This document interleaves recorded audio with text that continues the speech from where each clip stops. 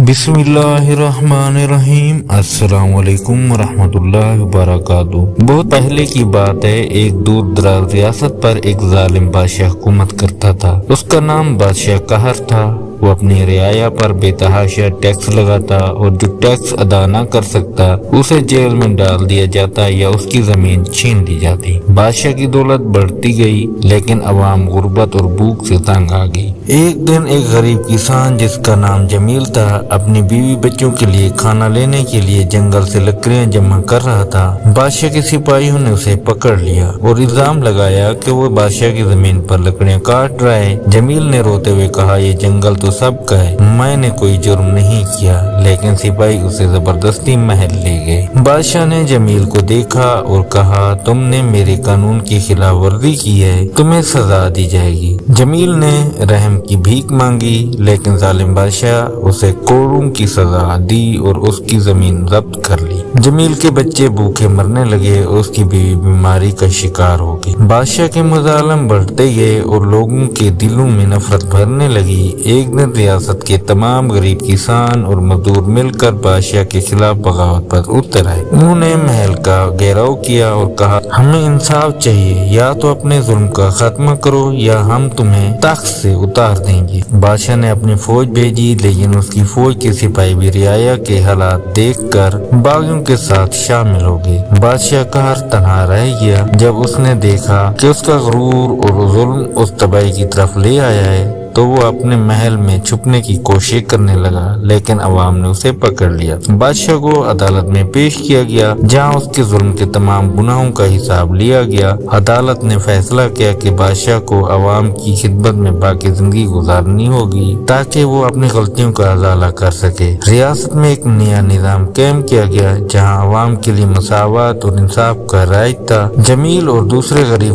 लोग खुशहाल जिंदगी गुजारने लगे और रियासत तरक्की करने लगी।